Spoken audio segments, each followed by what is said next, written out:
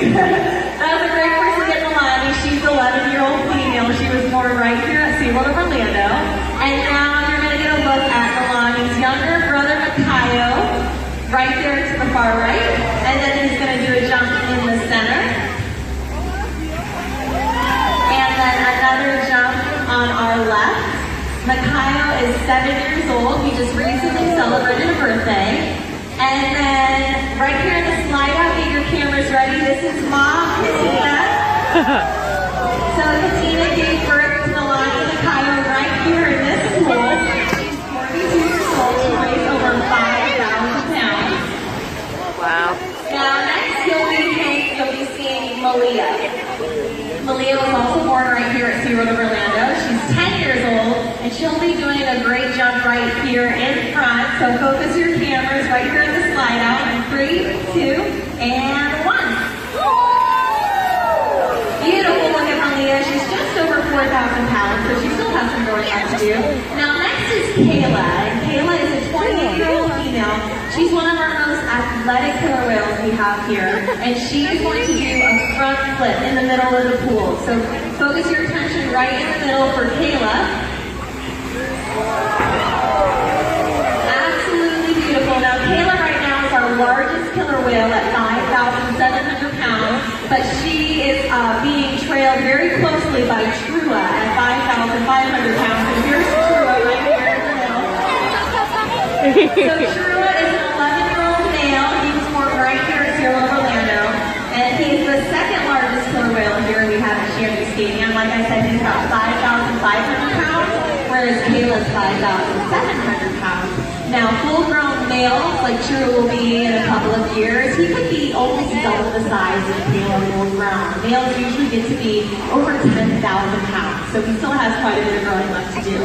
So wasn't that amazing? First look at our Shanty family, absolutely incredible. Now the next thing you guys are going to see is you're going to see a behavior we call a pod swim. Now this is a calm behavior where the killer whales swim right at the surface of the water. And I'd love to point out the differences that you can tell the killer whales apart. They all have different characteristics about them, things to look for, so you can tell them apart from each other.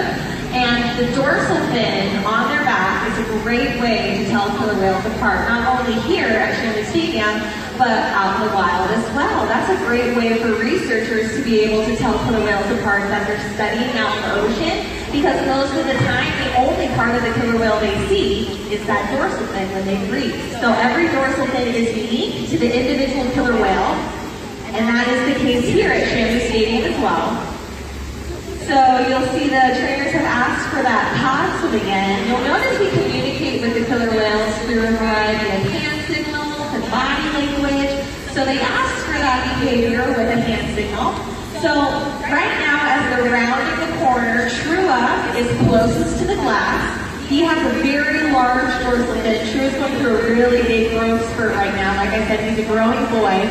Next to Trua is Kayla, and then Malia. And then the three towards the middle are Milani, Katina, and then Makayo is all the way in the center. Now remember I said we communicate to them in a variety of ways. Well, another way we communicate is with underwater sounds. Now we have an underwater sound system, and the killer whales heard a sound to let them know to wave hello to you guys. So you'll notice the trainers didn't ask them to do anything. They were listening underneath the water. So it looks like they hit the sound to ask them to spin around in a circle. Now there are 10 different sounds that we could play underneath the water. So what's really cool is when you watch our One Ocean show, which hopefully you get a chance to do later today, there are some points in the show where it looks like the killer whales are doing behaviors all on their own, but an insider secret, now you guys know that the killer whales are probably listening to those sounds underneath the water. Pretty cool, huh? Not a lot of people know that. So 10 different sounds that they could hear, which is really fun.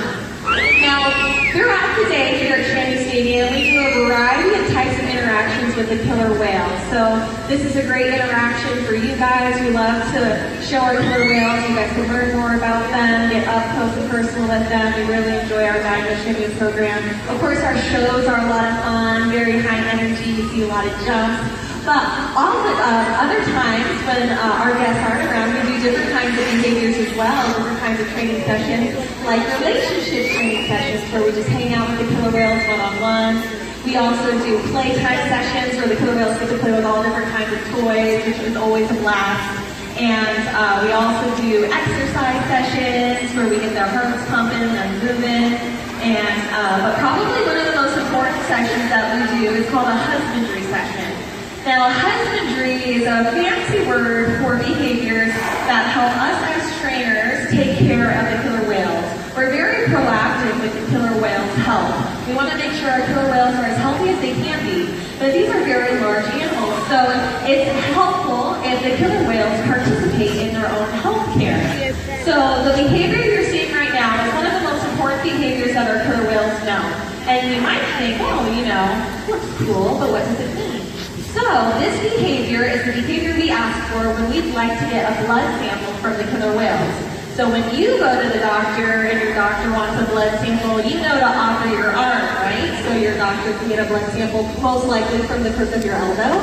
Well, killer whales, the easiest place to get their blood is from their tail flukes. There's a vein that runs really close to the surface, right in the middle of the tail fluke. I see Kristen pointing it out and Stacy pointing it out. And that's where our veterinarians can walk right on over. The killer whales are nice and calm, as you can see. They can draw a blood sample. We get this at least once a month, so we can create a baseline to see what their blood looks like on a regular basis. And then that baseline can help us, judge throughout the year so what their blood looks like. Isn't that amazing? And you can also compare that to blood samples that we find from the whales out in the wild too. So that was a very important behavior that you just saw, that blood sample. And now there's all different kinds of husbandry samples and husbandry behaviors that our killer whales know. A really cool one is a urine sample. Now I know this isn't quite lunch conversation. I know we just ate lunch, but this is so cool. So the reason why we would get a urine sample, especially from our female killer whales, is to track their hormone cycles. So check this out. Kristen is going to ask Milani to slide up on her side, and Milani associates, she knows when she sees Kristen holding that breaststick with the cup at oh, how cool. She knows that Kristen is hoping that she'll urinate in that cup. And Milani said, no problem, Kristen. And I can go ahead and show this to you guys. Wow.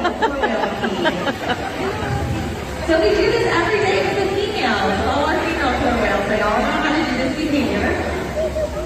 Now, along with the urine sample, you guessed it, the killer whales also know how to give a fecal sample. And we can also have the killer whales slide up on a scale. And we can weigh the killer whales. And this is really important so we can monitor their growth. So the scale is in the back pool where you guys were eating dinner, but we'd like to show you what that behavior looks like.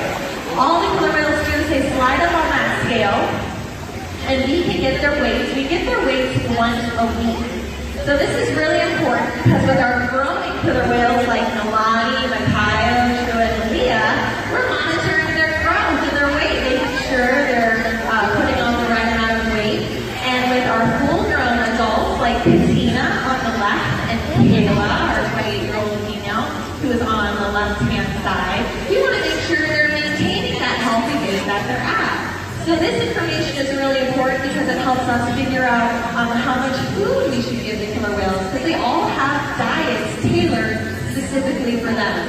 So just like you and I, we all need different amounts of food for our day-to-day consumption to make sure we're feeling healthy and relaxed. Same with the killer whales. So for example, Trua, he's eating over 140 pounds of food a day. Isn't that amazing? Kyle, a growing boy, he eats about 120 pounds of food a day.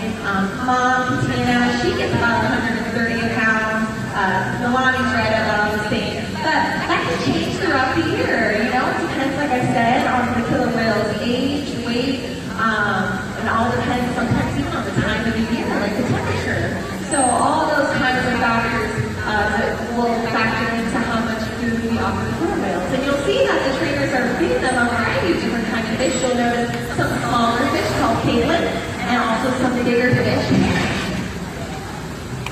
So what's really cool is you may notice as the killer whales are interacting with their trainers, they're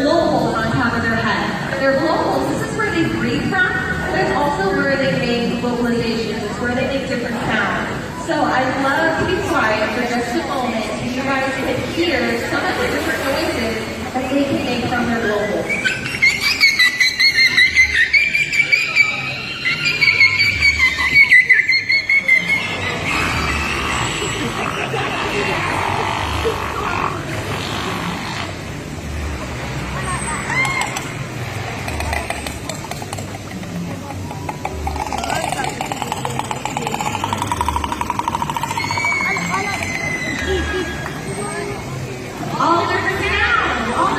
So they manipulate the lip of the blowhole to make all those different sounds that you hear.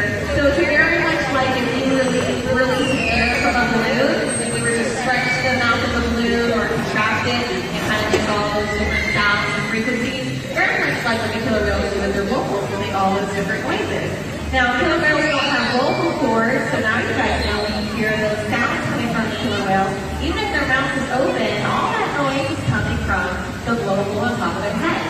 Now, killer whales also have excellent eyesight, and they're very observational learners. They learn from watching each other, and they can learn from watching us. So right now, you may see some of the trainers doing what we call mimic behavior. So this is where the behavior that we're looking for highly resembles what the trainers are doing. So if the trainer is spinning around in a circle like I saw Megan doing, you'll notice that the killer whale is spinning around in a circle too. Or if you were to put both hands above your head and wave them back and forth, the killer whales would mimic that by waving both their pectoral flippers.